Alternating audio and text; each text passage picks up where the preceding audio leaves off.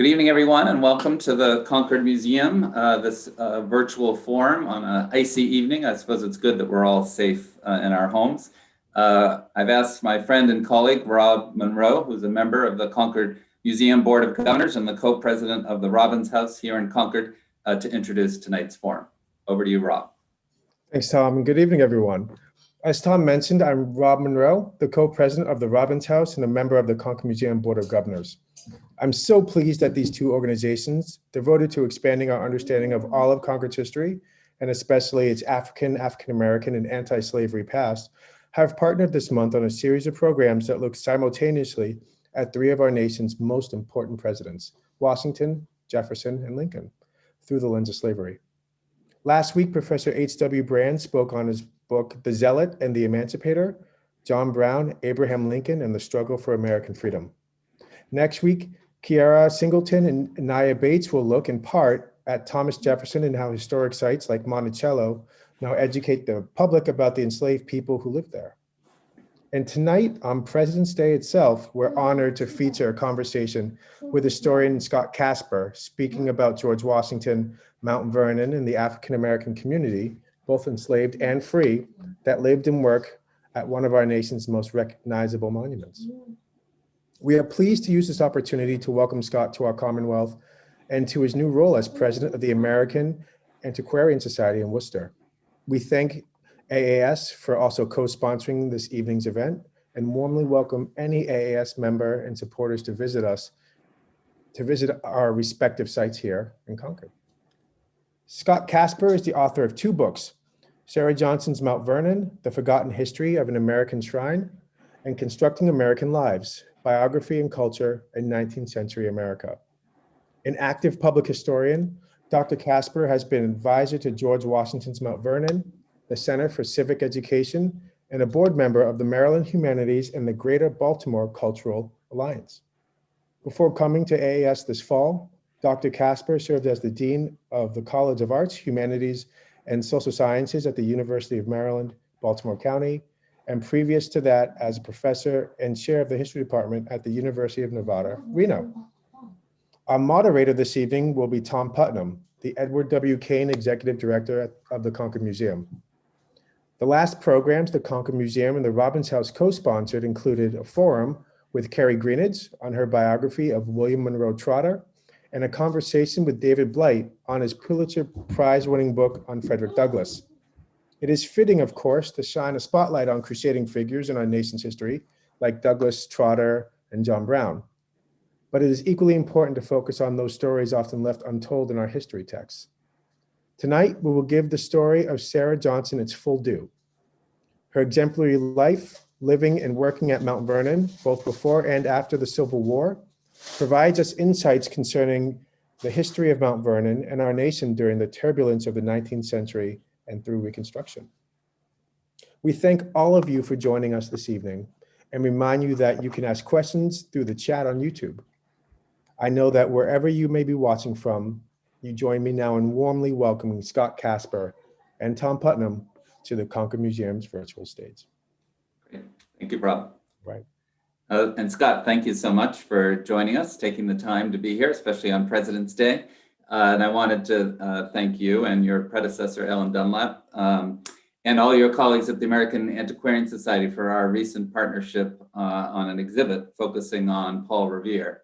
With apologies to those who've heard me tell this joke before, the first virtual forum that we broadcast after the pandemic hit was with Nina Zanieri, who is the director of the Paul Revere Memorial Association. And I closed the program that night by, Nina has a wonderful sense of humor, so asking her just to close us out with one anecdote.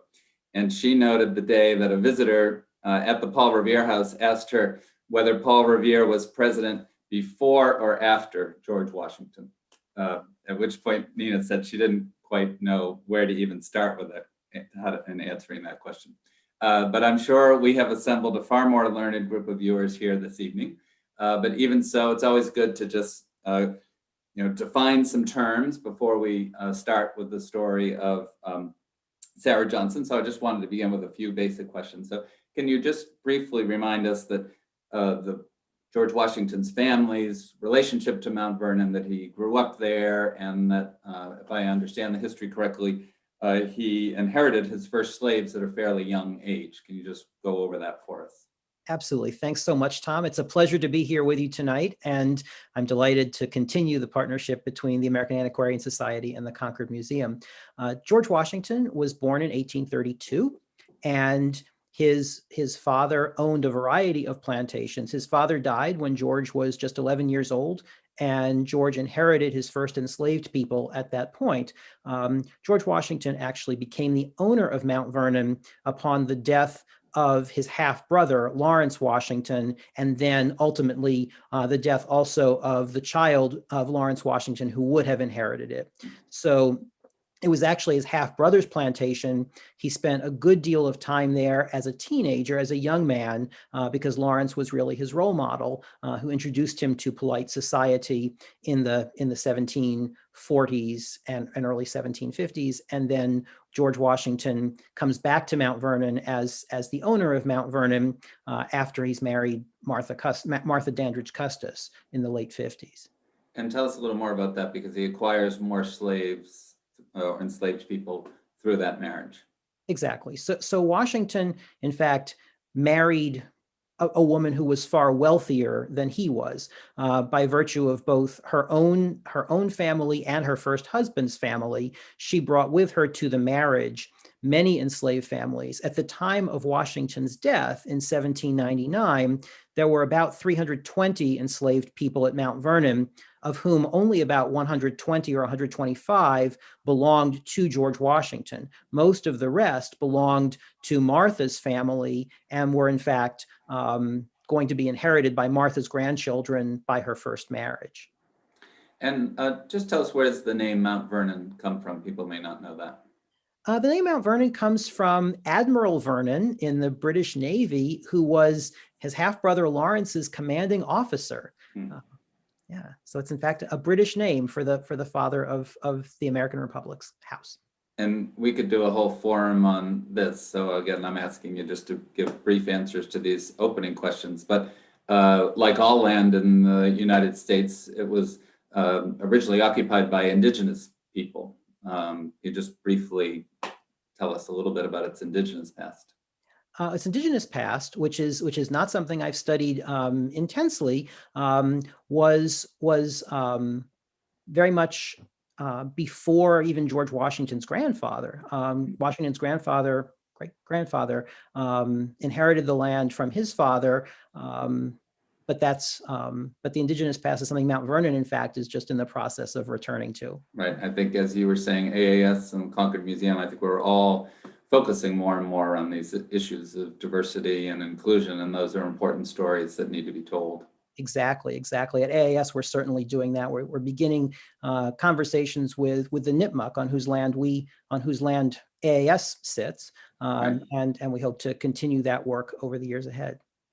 Let's say, I'm sure you'll reference it in the as we keep talking. Can you just briefly explain the Mount Vernon's Ladies Association? It's such an interesting group, and they play a role in Sarah Johnson's story. Sure. The Mount Vernon Ladies Association was established in 1853 by a woman from South Carolina named Anne Pamela Cunningham, whose mother had witnessed Mount Vernon on an evening boat trip. Going past Mount Vernon, she wrote home to Anne Pamela that Mount Vernon seemed to be going to ruin. And Anne Pamela, an unmarried woman in South Carolina, decided this needed to be remedied, that Mount Vernon needed to be saved from dilapidation. And if the men of America would not do it, the women of America should. Anne Pamela Cunningham mobilized an organization of women from around the United States. This is in the 1850s. First, to secure the agreement of John Augustine Washington, who was the last Washington owner, to sell it to them if they would raise the money. That was itself quite a negotiation. And then organized a national campaign to raise $200,000, which was his asking price, to purchase 200 acres of Mount Vernon, the part of Mount Vernon that includes the home, Washington's tomb. And so this is in 1860, the Mount Vernon Ladies Association takes possession of Mount Vernon, and the Mount Vernon Ladies Association owns and operates Mount Vernon to this day. And maybe just again, two last questions in this kind of realm. One, can you just speak briefly about during the Revolutionary War, Washington had enslaved people who worked closely with him? Yes. The most famous is William Lee, who was his body servant, essentially, during the Revolutionary War. William Lee was known as a horseman second only to Washington himself. And Washington also was associated with African Americans during the war, in as much as there was an African American regiment raised in Rhode Island. There were other African Americans who were connected to the Army in a variety of ways. Yeah. And then lastly, you've alluded to this, but just briefly tell again the story of when Washington dies. He famously frees his slaves, but because some were related to his wife, not all of the slaves at Mount Vernon or enslaved people at Mount Vernon were free. Right. So Washington, in his will, he frees one person immediately. That is William Lee, his most trusted enslaved man.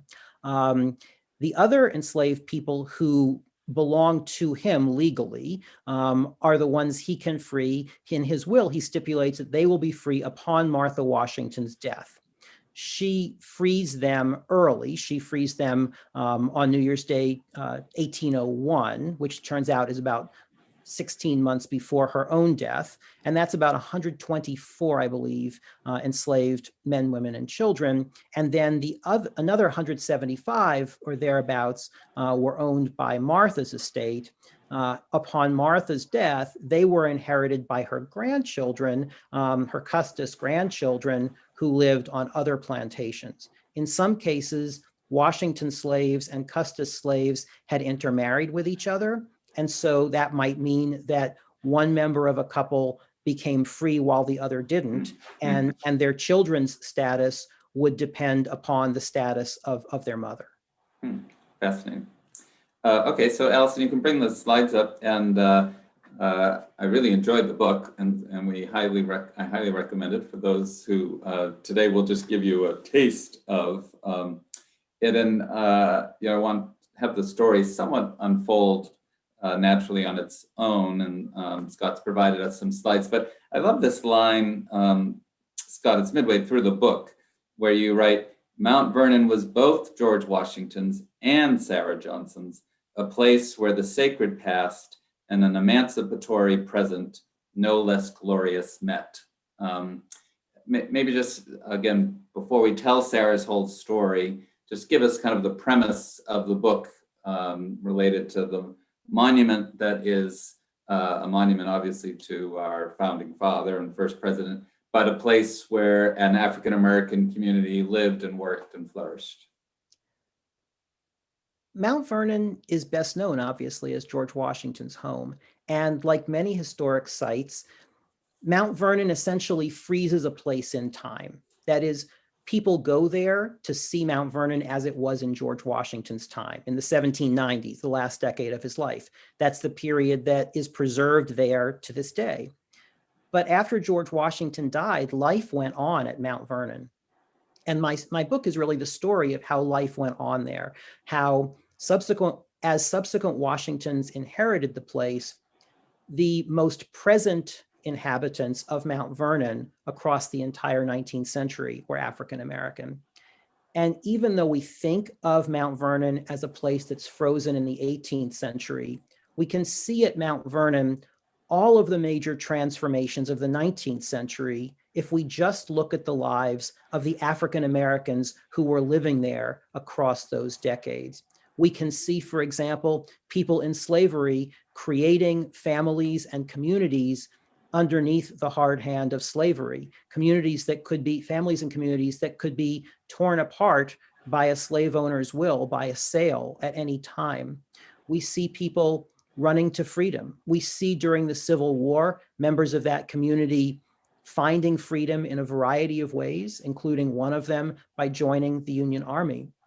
And we see ultimately after the Civil War, Sarah Johnson returning as a paid employee of the Mount Vernon Ladies Association and experiencing freedom, the freedom to have her child educated, the freedom to join a church of her choice, the freedom ultimately to buy land. None of this was without trouble, without hardship, but we can see, in other words, all of the major developments of the 19th century at a place that we associate with the 18th if we just look closely at the people who actually lived there long after George Washington had died. Speaking of looking closely, can you maybe describe what people are seeing on the cover of the book? Depends, I'm sure, on how large their screen is to see how large they can see it. But absolutely, this is a photograph from Mount Vernon's archives. Mount Vernon has a wonderful photographic archive. This picture was probably taken sometime around the turn of the 20th century. It depicts a little girl on the path right outside what had been the land entrance to Mount Vernon in much of the 19th century. By the late 19th century, this was no longer the entrance by which visitors came to Mount Vernon. And so the sign that you see there just above the little girl says Mount Vernon private entrance. And so I love the idea of a little African-American girl at this private entrance, in a sense, showing us into the private story of Mount Vernon. And if you followed those paths that you see all the way back into the distance, the Mount Vernon mansion is back there. These are the paths that George Washington himself had designed so that visitors by land could wind around and see the mansion, and then the mansion would disappear behind trees, and then they would see the mansion again, and ultimately they would come to the mansion. But in a sense, this picture to me suggested the very kind of story I was telling. This is a private story of Mount Vernon that tourists virtually never saw. Great. So we'll go to the next slide, Allison. And so you write about when he was alive that George Washington was our country's greatest hero, and then when he died, he became our greatest icon. And then obviously his tomb becomes just a monument that people need to it's like a Mecca that people need to make a pilgrimage to. Perhaps, I think we're going to see two slides. You can talk about the first one, and then we see a later slide of the tomb as well. So after George Washington died, he was buried in this, which was the old family tomb overlooking the Potomac at Mount Vernon. As you say, Tom, visitors would come to pay their respects, in a sense, to make a pilgrimage. Many of them would take away small trinkets. They might take a branch off the tree or take some leaves off the tree. In the early 19th century, when the tomb was not yet locked, they might even take some of the cloth from over his coffin. In the 1830s, a new tomb was built for Washington, a much more grand tomb, which is what we see here. And this image by the lithographer Nathaniel Currier is actually quite an odd image, because it depicts Lafayette at the tomb of Washington. This could never have happened this way, because Lafayette's return visit to the United States was in 1825, and this tomb didn't go up until the 1830s. So the lithographer was simply placing Lafayette at the tomb that by the 1840s Americans were most familiar with. Inside the tomb were buried George and Martha Washington. Their sarcophagi are right inside that gate, that metal gate. In the back area, in the vaults, are buried dozens of other members of the white Washington family. I'm realizing it's somewhat the precursor to photoshopping that Currier could put Lafayette in there. You write that when people come to a Mecca like this, that Mount Vernon, quote, bore the weight of visitors' expectations. So what were visitors' expectations? What did they expect to see, or what were they hoping to garner from their trip to Mount Vernon at that time? They wanted something of a quasi-religious experience. This is almost a place for sacred worship of not just the founding father, but the American nation. They also were curious about how Washington might have lived. When they go to the mansion, they go through the mansion trying to get a sense of where Washington had walked, where Washington had been. And some of the people who guide them around the mansion are enslaved African Americans in the decades before the Civil War. So they come out of both reverence and curiosity. And I think both reverence and curiosity help to explain why they take things away with them. They take rocks from around the tomb. They take branches. They cut canes from the branches on the trees. And then they complain about Mount Vernon going to ruin, never really thinking about how their own tourist ways have contributed to that fate. I smile when you talk about, there's also this kind of prescriptive element. For instance, mothers try to learn more about George Washington's mother because she created George Washington, so she must have had, but talk a little bit about that hope of what people might gain from the lessons of Washington's life. Sure. So there are biographies written of Washington's mother, which had very little to do with her real life. They were really about 19th century conceptions of ideal motherhood, and so how George Washington must have been raised by an ideal mother. Parson Weems' biography of George Washington, the one about George Washington chopping down the cherry tree, was popular through these decades. Washington was simply seen as an icon of everything Americans in the mid-19th century held dear, whether or not it was related to his actual life. This is the period when the image of Washington kneeling in the snow, praying in the snow at Valley Forge becomes popular, an image that's also constructed, that's made by Parson Weems in one of his biographies of Washington. But Washington is used as a symbol of all the virtues that 19th century Americans held dear, even if they were not exactly the same as the 18th century virtues. So Alison, let's go to the next slide. And Scott, I'll just let you describe what we're seeing. What we're seeing here is a page from George Washington's will. This is the page of Washington's will in which he writes of emancipating the slaves he is able to emancipate upon Martha's death. And the next slide, Alison. So this go ahead, Scott. Yeah, this gives us an opportunity just briefly to sketch the ownership of Mount Vernon by white Washingtons from George Washington to his nephew Bushrod, who inherits about 4,000 of George's 8,000 acres. And then after Bushrod, who's a justice of the Supreme Court, dies in 1829, his nephew John Augustine inherits Mount Vernon. Jane Charlotte is his wife, John Augustine's wife. And then their son, the last John Augustine, and starts running Mount Vernon in 1841, inherits it from his mother, who deeds it to him in 1850. She's still alive, but she hands over the property to him. The important thing about this chain of ownership is to understand where the enslaved people at Mount Vernon in the 19th century came from. You might ask, if George Washington freed the slaves who belonged to him, and Martha Washington's enslaved people went away with her grandchildren, why were there still enslaved people at Mount Vernon in the 19th century? Or even how were there still enslaved people at Mount Vernon in the 19th century?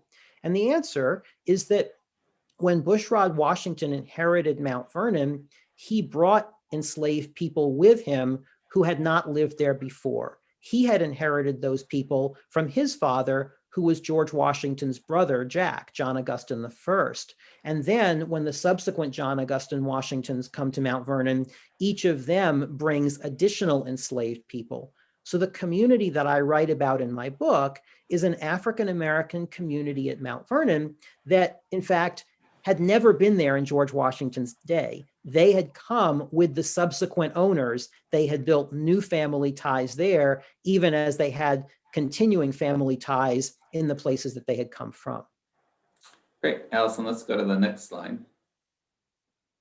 Scott, I'll let you just kind of walk us through these slides. Sure. So this is Bushrod Washington, Associate Justice of the United States Supreme Court and inheritor of Mount Vernon in 1802. A man who could never live up to his uncle's example. A man who first was not a farmer, he was a lawyer. In fact, he was not particularly interested in the farming operation at Mount Vernon. He was the president of the American Colonization Society, an association founded in the mid-18 teens to raise money to buy enslaved people from their owners and send them to Africa.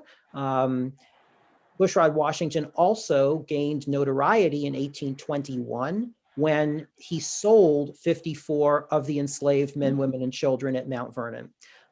This made national news because he was supposedly a paragon of moral virtue. He was part of this movement to create African colonization, and then here he was selling slaves into the Deep South because basically he could not make ends meet on the plantation. And so this made the newspapers. He became very defensive about it. And what we can see, and what I describe in my book, is the way in which this sunders families, this tears families at Mount Vernon apart. And I believe the next slide is of his great nephew. That is, this is the last of the John Augustine Washingtons, John Augustine Washington III, who takes over the management of Mount Vernon in 1841 when he's a 21-year-old, and he manages Mount Vernon until he sells it to the Ladies Association. He's determined to reestablish Mount Vernon's farming, and over the course of the 1840s and 1850s, he purchases a number of additional enslaved people to make Mount Vernon into a productive farm again. Those financial challenges kind of run throughout the story. So Allison, we go to the next slide. And this is Anne Pamela Cunningham, who is the founder of the Mount Vernon Ladies Association, an unmarried woman from South Carolina. On her family's plantation in South Carolina are more than 150 enslaved people. She comes to Mount Vernon in the she comes in the 1850, around 1860 to take possession. Then she goes back to Mount Vernon during the Civil War and returns after the Civil War to run the place that she has engineered the purchase of. Great. Next slide, Allison. And these are the Mount Vernon Ladies Association in 1873, I believe. What we have here are the ladies of the association. That is Anne Pamela Cunningham, who is seated and looking at the bust of George Washington, who is looking right back at her. And the other women around are known as the vice regents. Anne Pamela Cunningham is known as the regent of the Ladies Association. The other women are known as the vice regents, one from almost every other state of the Union. They are chosen as vice regents for their interest in civic things, often their connection to distinguished colonial lineages, and their prominence in their home states and home communities. And they were very much involved, first in the raising of money to buy Mount Vernon, and then continuing with raising money to maintain it, to furnish it, and so on in the 1870s, late 60s, 70s, and beyond. Okay, let's go to the next slide, Allison. Now we get to the meat of the story here, because the Mount Vernon ladies did not live at Mount Vernon. And in fact, the white Washingtons who lived at Mount Vernon in George Washington's day and in the 19th century were relatively few compared to the number of enslaved African Americans who lived and worked there across the period. What we have here is a painting done in the late 1850s. The artist visited Mount Vernon and painted a variety of scenes of Mount Vernon. In this one, a young African American woman, probably a mother, judging by the children who are behind her, is taking a tray of food through the covered walkways from the kitchen to the Mount Vernon mansion. It's an artistic rendering of a scene that the artist probably saw when he visited Mount Vernon. What he doesn't do. Go ahead. Well, I was thinking, Scott, maybe this is the right moment to pause in the story and then talk about your own research and kind of how you first met Sarah. And I think that a Concord and a Massachusetts audience will be interested in the story of John Townsend Trowbridge. So if this seems like the appropriate time, maybe you can tell that story. Sure, Tom. So I was doing research about 21 years ago at the American Antiquarian Society. And I was not planning to write a book about African-American life at Mount Vernon. I had no idea that I would ever write such a book. I was doing research on the ways 19th century Americans imagined their presidents' homes and families. And what I kept stumbling across, because I almost never found 19th century Americans very aware of Millard Fillmore's home or family, but what I did find were Americans, white Americans, constantly thinking about George Washington's family. There were books about George Washington's family. There were prints and lithographs of George Washington's family. And of course, thousands of Americans every year visited Mount Vernon, and many of them wrote about it in newspaper articles, in diaries, and so on. One of those Americans, and many of those Americans, when they wrote about Mount Vernon, wrote about seeing Black people at Mount Vernon, seeing African Americans there. So I thought it could be interesting to write about the ways in which white people saw African Americans there. One of the works I stumbled across was by a Massachusetts writer named John Townsend Trowbridge. In August of 1865, just a few months after the Civil War ended, Trowbridge goes to Mount Vernon. He goes to Mount Vernon as part of a trip he's making around the South. He's an abolitionist, and he is pleased at the outcome of the Civil War, and he's particularly pleased at the end of slavery. And he writes a book based on his travels around the South. The book's title, it has a lovely long 19th century title. It goes like this: The South, a tour of its battlefields and ruined cities, a journey through the desolated states and talks with the people, being a description of the present state of the country, its agriculture, railroads, business, and finance, giving an account of Confederate misrule and of the sufferings, necessities, and mistakes, political views, social conditions, and prospects of the aristocracy, poor whites, and Negroes, including visits to patriot graves and rebel prisons, and embracing several notes on the free labor system, and on and on. The title goes on for a while. Trowbridge goes to Mount Vernon, and he goes to Mount Vernon, which has been a neutral site during the war. We can talk about that later if you like.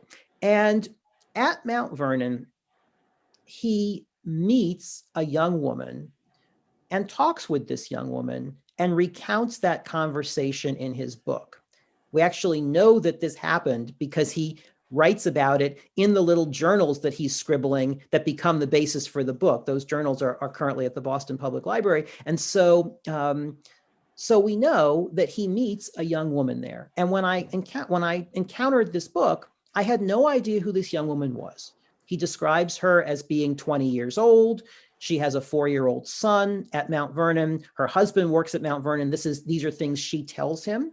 And he basically depicts her as a model of industrious, hardworking, free labor, what it means to be a free person and to be working hard for her own income and to support her own family after having been enslaved. So he depicts her as this kind of abolitionist dream, which is this is what happens when you end slavery. You have people working hard and pursuing their abilities.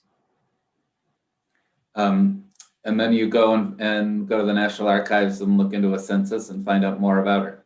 Yeah, well, yes. Several years later, after doing the research about how white people looked at Mount Vernon and looked at African Americans at Mount Vernon, I was at the National Archives. This was before Ancestry.com. So I was looking at the census records on microfilm reels and went to the 1870 census for Mount Vernon, where I saw in 1870 listed at Mount Vernon a woman named Sarah Johnson, who was at that time 25 years old.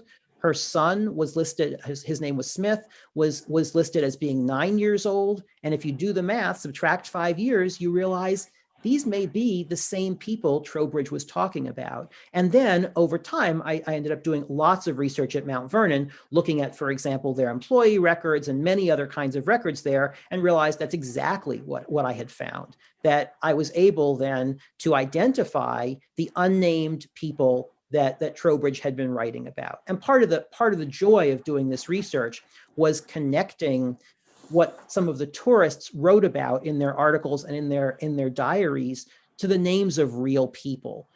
Real people whose names those tourists probably never knew, but whose names live in the archival records. They live in census records. They live in Mount Vernon employee records. They live in the diaries of John Augustine Washington III, and so on. And so we can actually know them as human beings, not just as unnamed people on view for white tourists. And we're fortunate, and I might have you read one or two, to have actual quotes that Trowbridge actually, she speaks directly about what it was like to have been enslaved and what it is like to work for a wage. Maybe you can read those quotes to us. She does. So she's talking with Trowbridge, and she says about her early life that John Augustine Washington, these are her words, kept me hired out, for I suppose he could make more money by me that way. Though, sir, I don't think 'twas altogether right. After the war was over, the Ladies' Association sent for me from Richmond, and I work for them now. So she's explaining her early life, and then he asks how much money she makes, and she says, I get $7 a month, and that's a heap better than no wages at all. And ultimately, she talks about her life there, and she says, the sweat I drop into this year tub, he encounters her scrubbing industriously over a tub outside the wash house at Mount Vernon, and he says, she says, the sweat I drop into this year tub is my own, but before it belonged to John A. Washington. And Trowbridge doesn't quite get what she means, and she goes on and says, you know, the Bible says everyone must live by the sweat of his own eyebrow, but John A. Washington, he lived by the sweat of my eyebrow. I always had a willing mind to work, and I have now. But I don't work as I used to, for then it was work today and work tomorrow and no stop. It's a rare moment when we hear the voice of Sarah Johnson, or the voice for that matter of any of the African Americans whom I write about in the book, because very, very few, if any of them, left written records of their own. All kinds of other written records help to put together this story, but it's unusual to find her voice. And let me use your voice and just read two of the quotes from the book that jumped out at me. Sarah took pride in working for the Ladies' Association and raising her handsome son, in owning her own sweat, and in earning her $7 a month. Simply, eloquently, she got the economics of freedom just right. And then in the next chapter, like Black people all over the South, freedmen and freedwomen of Mount Vernon reconstructed their lives, reshaping family and community, and exercising newly won economic and political rights with everyday actions, not just bullets and guns. She marries, she remarried, we're going to talk about that in a moment, but she's married. She works there for how many years, Sarah? Well, she's born there, enslaved in 1844. Right. She comes back after the Civil War in 1865 as a free employee and works there until 1892, so 27 years after the Civil War. And you write that she becomes a friend and a confidant to the Ladies' Association, and many times when they have their meetings, rather than speaking to the white superintendent, they talk to Sarah to find out what's really going on in the business that they're running. They do, sometimes even in the middle of the night. Because in some ways they trust her. She's the person who is serving them, waiting on them day in and day out when they are there for their council meetings. She has been there for longer than any of the white superintendents. And so they have a certain trust in her. They know her well, or they think they know her well. And so they ask her questions about how the place is being run. She and her first husband, Nathan Johnson, really were the keepers of the mansion from the mid-1860s until Nathan's death in 1885. And then she continued there for another 7 years.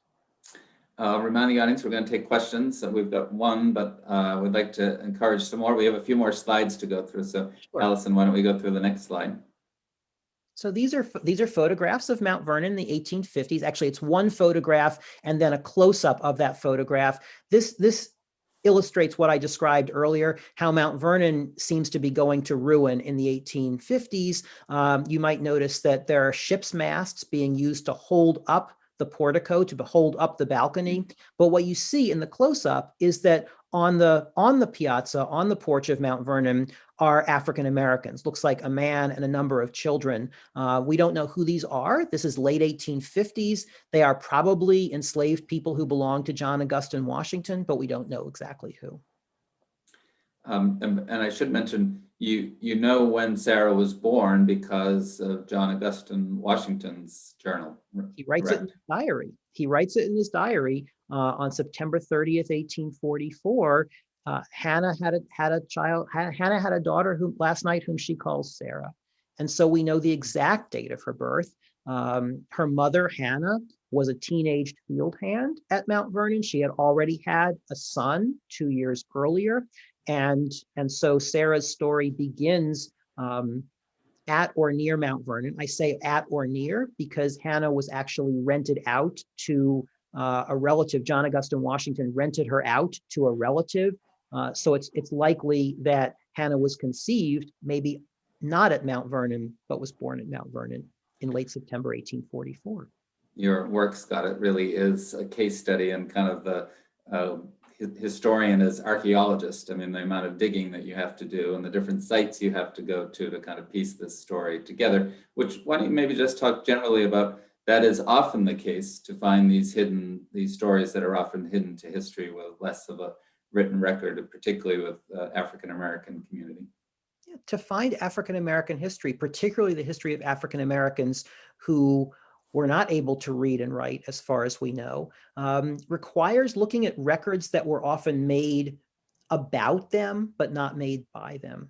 And so a big part of my work involved reading John Augustine Washington's diaries and letters, in which he might refer to enslaved people in a letter that's really, to him, primarily about something else. And you piece together the little pieces and you end up with the story of an entire community.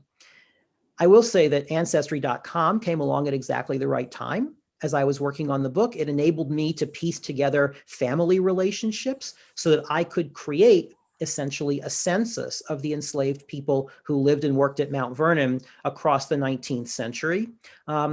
Also looking at, for example, court records, land deeds in the Fairfax County Courthouse archives, land deeds and wills there and in several other counties, because there were white Washingtons who were living in Jefferson County, then Virginia, now West Virginia, in Fauquier County, Virginia. And the story of the enslaved people at Mount Vernon touches all of those places, and the documents are in all of those places.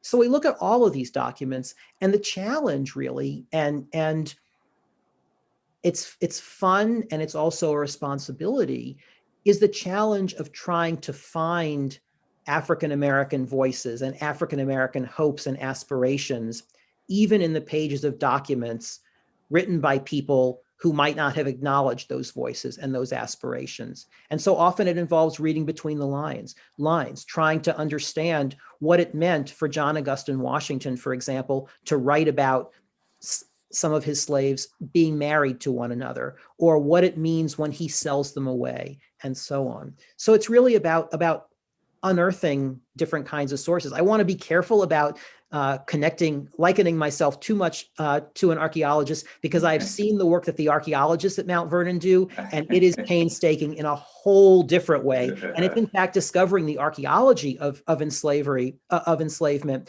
that is telling us entirely new things about the day-to-day life based on material culture and artifacts. It's wonderful stuff. One point in the book you mentioned, I think there's a legal document that she and maybe her husband need to sign, and they sign with an X. And yet she's very proud to send her son Smith off to school. I mean, that is one of the changes after the Civil War. Maybe you can comment on that. Yeah, exactly. So as far as we know, Sarah was not literate for most of her life, although by 1900, when she's in her 50s, according to the United States Census, she is listed as being able to read and write. So it's quite possible that at some point in adulthood, she learned how to read and write. In the late 1860s, the Freedmen's Bureau, which is the bureau established after the Civil War to support the emancipated enslaved people, the formerly enslaved people, establishes schools in various places. And the Freedmen's Bureau actually establishes a school not far from Mount Vernon for African-American children in the Gum Spring neighborhood, which is just a few miles away from Mount Vernon. And we know from the records of that school teacher, which are in the Freedmen's Bureau records, which are available from the National Archives, that Smith Johnson attended school at least in one fall term. So we can glimpse Sarah Johnson sending her son to school. Hmm. Yeah. There's a connection. We won't go into it here, but when you come and visit us here in Concord, we go to the Robbins House. Ellen Garrison, who lived here in Concord, her family was connected to the abolitionist movement. She's African-American, but she joins the Freedmen's Bureau as a teacher and goes down and actually teaches in Maryland, where you used to live and work. Allison, let's go to the next slide. I think we have a few slides to go through for. These are some of the sources that I worked with. This is a census page. This is the page from the U.S. slave census. The way enslaved people were enumerated in the census was by their owner. So this is John A. Washington, and all it says is the age, sex, and color of each enslaved person. The way you can figure out who's who is by linking them up with the lists of names that he writes in the front of each one of his diary books. But this is the kind of evidence that we found. And then the next slide, we go to the next one.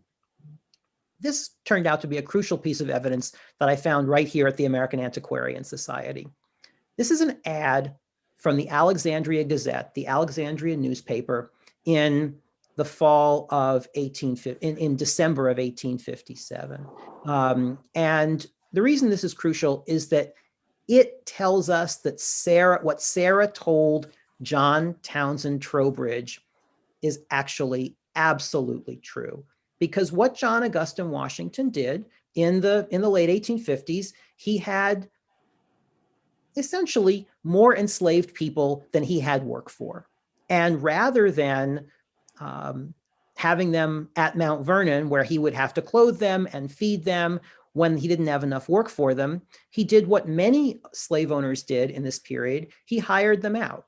And so in this advertisement, which he places in the newspaper after Christmas in 1857, he's saying, here are enslaved people whom you can rent. And he mentions several women, and then he says 3 girls, one of 17 and one of 13 years of age, accustomed to housework, and one to put out for a term of 5 years. The only 13-year-old girl John Augustine Washington owned in 1857 was Sarah. So we have here one of these small pieces of evidence that in fact corroborates the story of where Sarah was when she was 13 years old. She was rented out to a family in Alexandria, Virginia. And in fact, after about 6 or 8 weeks there, she runs away back to Mount Vernon because she misses her family. And of course, she's sent back to Alexandria because John Augustine Washington has made an arrangement. So what we have here is not just part of Sarah's life, but also a glimpse into the lives of enslaved people at Mount Vernon who could be rented out, sold away at any time. It's also a moment when it's probably the first moment in Sarah's life when she experiences life in something of a city in Alexandria. So it's a different way of looking at the evidence. And then we see Sarah refer back to it when she describes having been rented out. So Scott, we have a number of questions from the audience, and then maybe we'll conclude with your last 2 or 3 slides that are about the end of Sarah's life. And we've got about 10, 15 minutes to go. So I think, and right now I've got 6 or 7 questions, so brief answers, I think. You mentioned the house was purchased by the Ladies Association around 1860s. In which ways, if any, was the restoration of the home impacted by the Civil War? The restoration of the home first was delayed by the Civil War. So during the Civil War, Mount Vernon was, as I mentioned earlier, neutral territory, by which I mean that the Mount Vernon Ladies Association was very careful not to identify Mount Vernon with either the Union or the Confederacy. Alexandria was taken by the Union Army very early in the war, in May of 1861, I believe.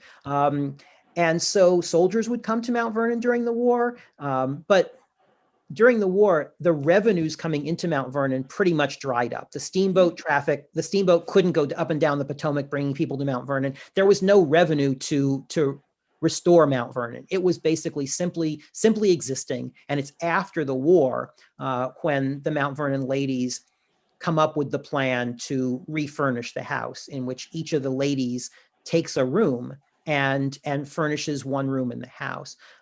So that the war was pretty much a kind of limbo period for Mount Vernon when it was simply trying to hold on, when the ladies were simply trying to hold on. What were the changes that Sarah experienced in her final 27 years once she was a freed worker? So so Sarah and there are two 27-year blocks here. I'm not sure which one we're talking about. So Sarah is a free worker for Mount Vernon from 1865 to 1892.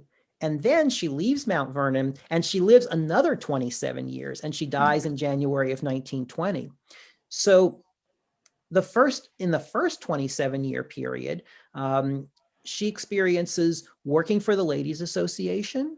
She is respected by the ladies. She, in one case, we know that one of the ladies, the vice regent for New Jersey, works with Sarah to buy her fabric that Sarah can use to make some of her own clothing, and so on. So we have Sarah developing these working relationships with the women. She also, and I think this is very important, Sarah is also part of the commercial life of Mount Vernon. She and her, We still have you. Okay. Yep. Still got me. Okay.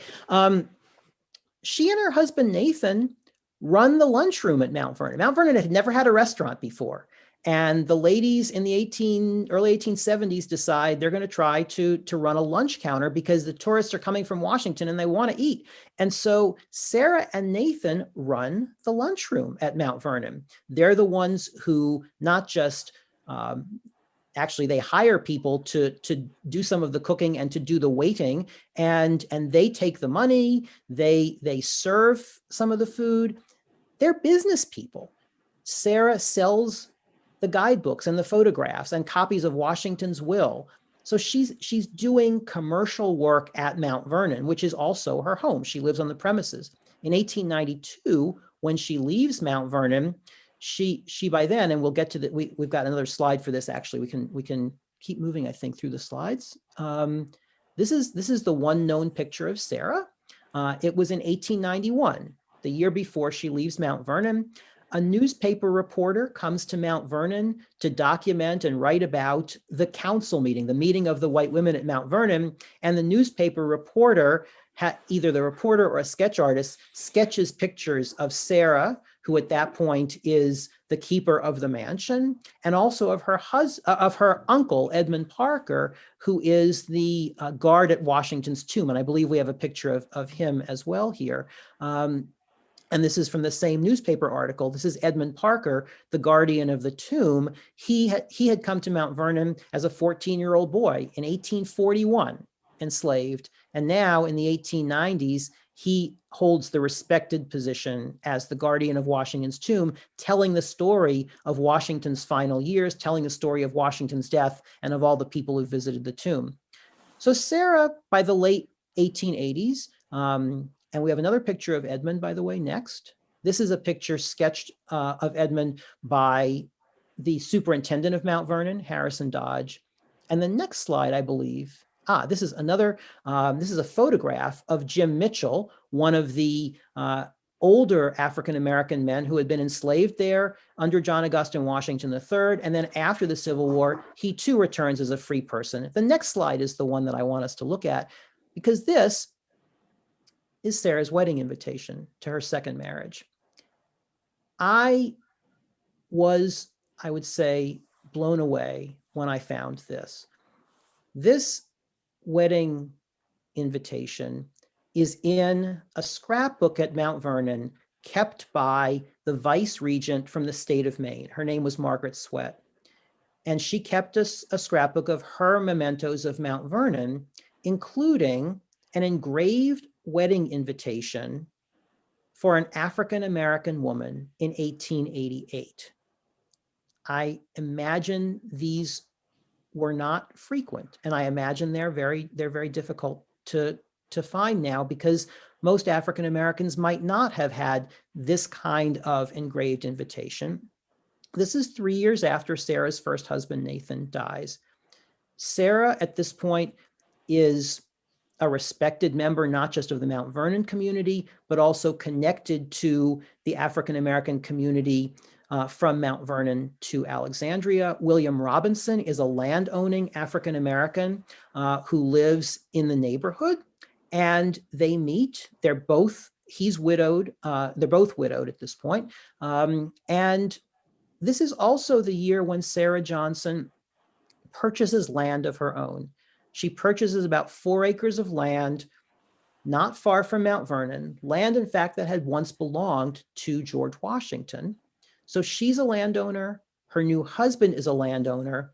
And I think part of why she leaves in 1892 is that at this point, she's ready to start a different kind of life away from Mount Vernon with her new husband. Other things are happening at Mount Vernon in 1892 that helps spur that. And I think the next picture will give you a sense of this.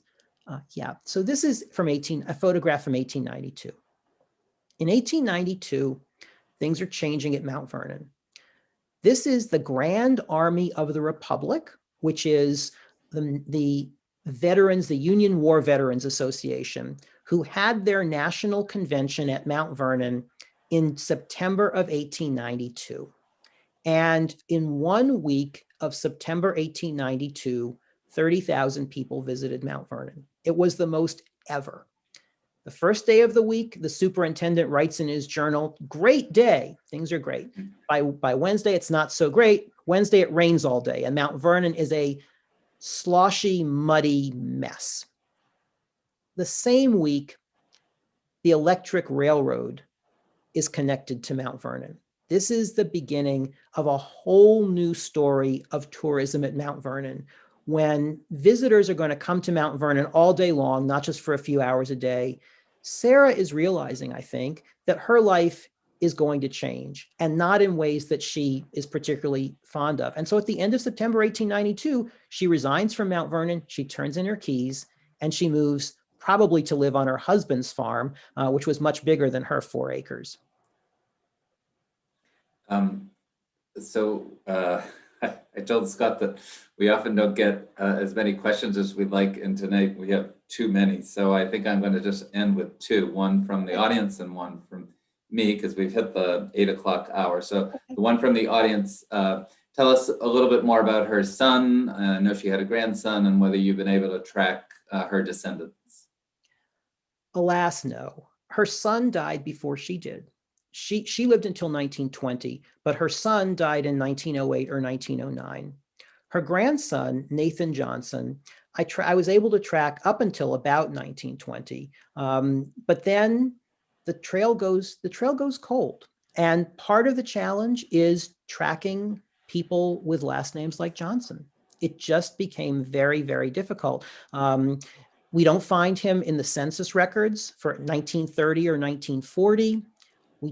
We don't know. And so it's possible that he died. It's also possible that he lived on and moved somewhere else. We don't know the answer, which was one of the great frustrations for me. I was able to find other descendants, but not descendants of her one son. So let me promise, if any of you who submitted questions really would like your question answered, if you just email it to my colleague Allison, we'll get it to Scott, and I'm sure that Scott would be happy to answer your question in writing. I would be delighted to. Ask me anything, please. Okay, and then Scott, why don't we have you end where you begin the book, which is Sarah's death and the tributes to her, and maybe just sum up again why you've spent so much time researching her life and what it represents, what the final message is that you'd like to leave our audience with this evening. In 1920, more than 27 years after Sarah left the employment of Mount Vernon, but she had still remained connected to some people there. In 1920, some of her friends come to the superintendent of Mount Vernon, who had been there since Sarah's day, and they tell him that Sarah is dying. She is very ill. She's probably in her final weeks. And is there anything that Mount Vernon can do for her? We don't know what they did for her in her final weeks. We do know that in late January 1920, after Sarah Johnson Robinson's death, the superintendent at Mount Vernon orders the flag at Mount Vernon to be flown at half-mast in her honor. This is the honor that was given to ladies of the Mount Vernon Ladies Association when they passed away. It was given when presidents died, and it was given for Sarah, which gives a sense of what she had meant to the place and the respect with which she continued to be held at Mount Vernon.